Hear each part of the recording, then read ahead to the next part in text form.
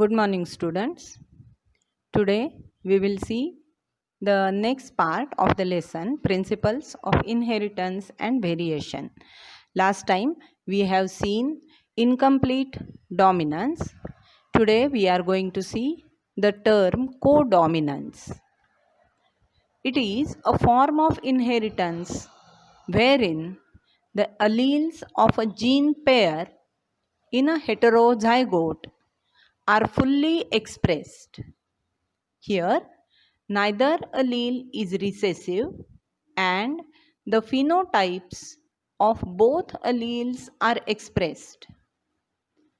In earlier incomplete dominance, we have seen that we get the intermediate color, that is pink colored flowers.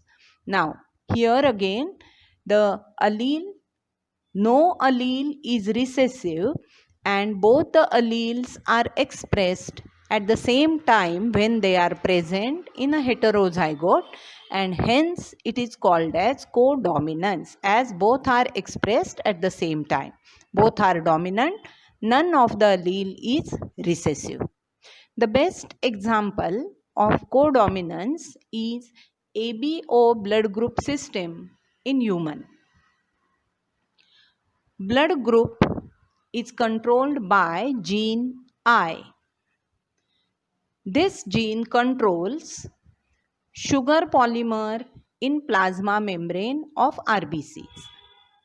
Our RBCs have certain antigens in the membrane, and based on that antigen, our blood group is determined. Now, for the formation of these antigen, there are certain molecules in that the sugar polymer which is present in the plasma membrane of RBCs is important in determining the blood group. So the gene capital I, here we are denoting it, is responsible for this sugar polymer. Gene I has 3 alleles and they are represented as IA, IB. Both of these produce different forms of sugar polymer. But small I does not produce any sugar. It means capital IA and IB, which are expressing as the sugar polymer formation, they are dominant, and small I gene is recessive, so it does not produce any sugar. Capital IA and IB are completely dominant over small I. Means in presence of IA or IB, small I gene will not be expressed. That means it will be recessive because IA and IB are completely dominant over small I allele. Now, as the human beings are diploid, so each person possesses any 2 of the 3 alleles of gene I. So, the person may have either IA, IB, both, or both IA, IA. Some may have both IB, IB, and so on. So, in the table, different patterns are shown wherein different combinations of the alleles are shown, and depending on that, the blood group of the person is determined. Here, as we know that in a diploid zygote, one set of chromosome comes from one parent, that is either father, and the second pair comes from the mother, that is the another parent. So here it is in the table, it is mentioned that allele from parent 1, allele from parent 2. That means one will be from father, one will be from mother. And then in the diploid zygote, what genotype of that offspring, depending on the genotype, the blood group of that offspring will be determined. So see in the table, the allele from parent 1 is IA, from parent 2, from other parent, it is IA again. So the offspring will have the genotype IA. Now, as both dominant genes are present here, this will have blood group A, because IA will produce a particular type of sugar polymer, and depending on that, on the RBC plasma membrane, this antigen will be present and the blood group of the person, of the child, will be A. Now take the another case. If from one parent I A type of gene and from other parent I B type of allele is combining in the heterozygote, so the genotype will be IA, IB. Again, we have seen that IA and IB are both dominant. So, IA will produce A type of sugar polymer and IB will produce B type of sugar polymer. So, both A and B type sugar polymers will be seen in the plasma membrane of the RBCs, and the offspring will have blood group AB. The third case is from one parent allele IA is, and from the other parent small I, that is the recessive allele, is there. So the genotype is now capital IA, which is dominant, and small I, as we have seen, it is recessive. So it will not be expressed in the presence of the capital or the dominant gene, and here the blood group will be A. As small I is recessive, it will not produce any sugar polymer, and hence the blood group will be A. For the another, that is IB type of allele, combines or comes together with IA type. Again IA, IB both are there. Again the blood group will be AB, as this genotype will produce both type of sugar polymers of A and B type. IB, again both are dominant. The blood group will be B. Capital IB and the recessive one, small I, when they come together, this genotype will give the blood group B type. This is again because small I is a recessive gene and it is not able to produce any sugar polymer. The last combination will be both the parents are giving small I allele, and in the offspring the combination will be, genotype will be II, both are recessive, both will not contribute to the sugar polymer, and hence neither A nor B type of sugar polymer will be produced. The RBCs will be without any sugar polymer, and hence it is blood group O.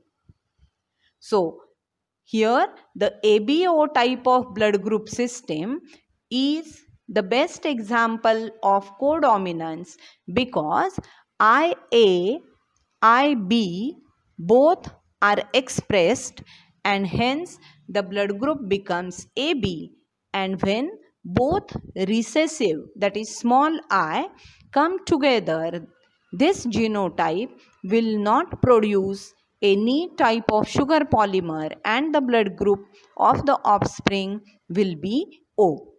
So this is the another example of the this is the example of codominance. The another example of codominance in next lessons you are going to learn about sickle cell anemia. That is again the best example of this codominance. Now till now we have seen that the one gene produces one product, but sometimes it is seen that a gene controls more than one characteristics. So here let us consider the example of starch grains in the pea seeds. A single gene product may produce more than one effect. Starch synthesis in pea seeds is controlled by one gene. This gene controls size of the grain as well as shape of seeds. So, one gene is controlling two different functions or two different phenotypes. One is size of the grain, starch grains, and the other is shape of the seeds. Here, capital B is dominant one and it genotype both capital B, it produces big starch grains and round shaped seeds. The another one, small b, both, this genotype produces small starch grains and wrinkled shaped seeds. Here you can see when these two are taken as the P generation, that is parents, capital B and both small b producing small and wrinkled seeds.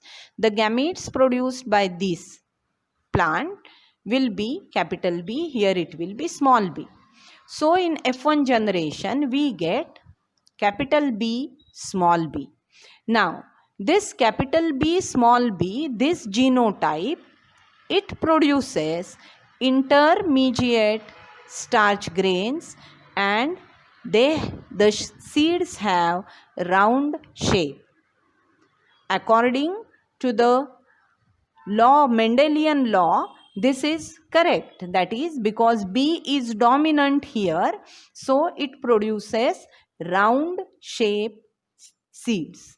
But here both are expressed and neither big small grains nor small starch grains, but this heterozygous combination gives intermediate starch grains. So here you can say this is incomplete dominance because both are expressed and they give, both the genes give the effect different phenotype, that is intermediate sized starch grains instead of giving the bigger starch grains. Now here you can see when the F1 is selfed, afterwards the gametes are produced this way, capital B and small b, and combination will give big and round. These two heterozygous combinations will give intermediate size starch grains, but the shape will be round shape of seeds. And the recessive one, both recessive small b, when they come together, it gives the small grain size and wrinkled seeds. So here again it is showing the deviation from the Mendelian law of dominance, because here both are being expressed. This becomes incomplete dominance, and that is why the starch grains in heterozygous condition are showing the intermediate size. So you can conclude from this, if starch grain size is considered as phenotype, then the alleles show incomplete dominance. So from this, dominance is not an autonomous feature of a gene or the product. So this is about the starch grain synthesis in pea plants. Now we are going to see the another cross, that is Mendel's experiment, which is called as dihybrid cross. This is because here inheritance of two genes controlling two different traits or characters is studied simultaneously. In monohybrid cross, we have considered only one trait or character, and inheritance of one pair of gene was seen, that is tall and dwarf. Now here it is experiment is considering two different characteristics, in that one is the color of the seed and the another one shape of the seeds. In Mendel's experiment, he used yellow round and green wrinkled pea seeds, these plants, as the parent generation. Now, this can be represented by the genotype RR, capital R for round, and yellow color YY. Because round shape is dominant over the wrinkled one and yellow color is dominant over the green color. So, the capital Y is dominant one, yellow color, and small y, it is recessive. So, this we are writing, showing it with the small letter. It is responsible for green color of the seeds. Same way, the another character, that is seed shape.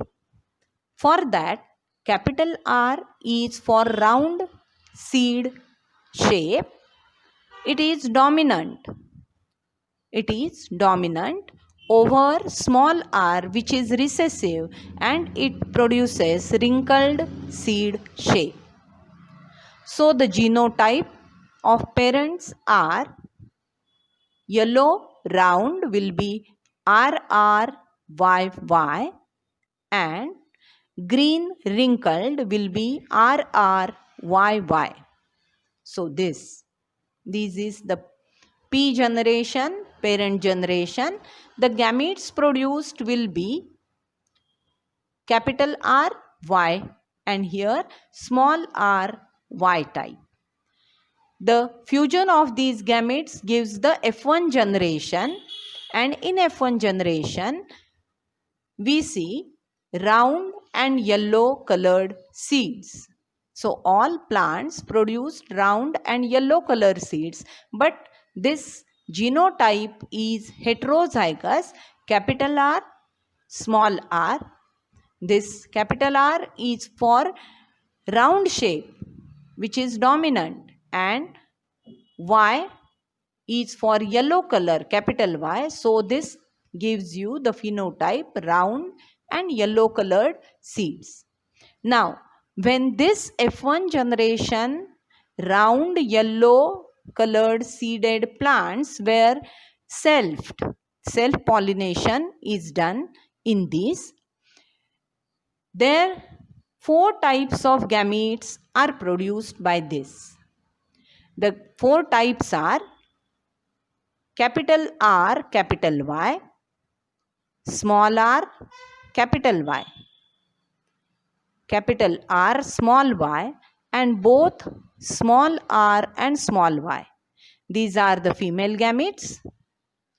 Same type of 4 different male gametes will fuse and will give the F2 generation offspring. So, if we consider Punnett square, these 4 types of gametes will give 16 different combinations. Now, let us see what the combinations will be. This female gamete and this male gamete, the fusion will give both capital R and both capital Y together. So, as capital R and capital Y are present, definitely this will be round yellow. Now, let us see the another one. This small r, capital Y, and this combination, this gamete. So, it will give capital R, this small r, and both capital Y together. So, here again capital R is present, so the shape will be round, but the color will be both dominant Y are present, yellow color, so again it will be round and yellow. The third you can see capital R, small y combines with capital R, capital Y. So the combination will be both capital R will give round shape and one capital Y is there. So it will be dominant over small y, it will give yellow color. Again round and yellow seeds. Same way this combination will give round and yellow seeds.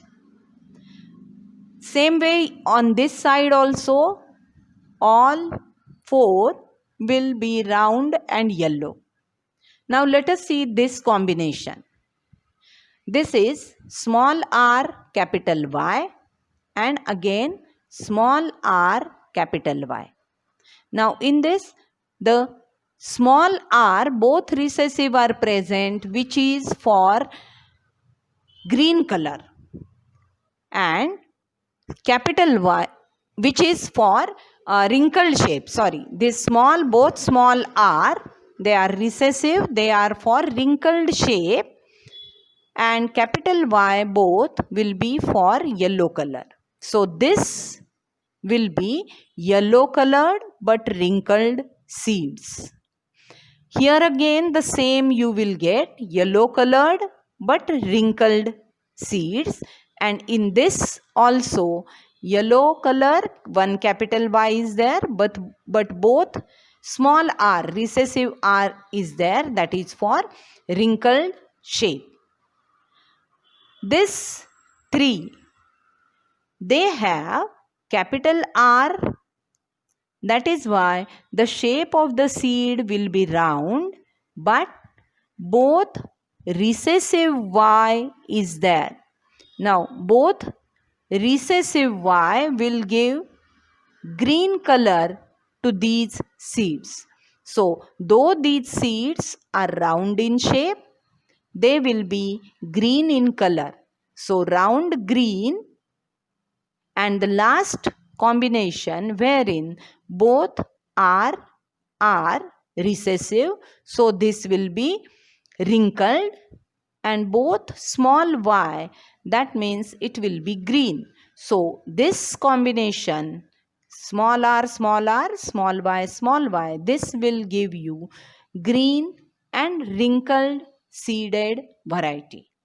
So if you see in this, you get 4 different types of seeds, and the ratio is, you find yellow round 9, round and green 3, wrinkled yellow 3, and wrinkled green 1. So in F2 generation, the phenotypic ratio is 9:3:3:1. So these are the results of the dihybrid cross, where two parents differed in 2 pairs of contrasting character, that is seed color yellow and green, and seed shape round and wrinkled. So here F2 generation shows 9:3:3:1 ratio. This is the dihybrid cross explained by the Mendel. When two characteristics are studied together, they are transmitted, inherited in the next generation in this proportion. In next, we will see the next part of the lesson. Thank you.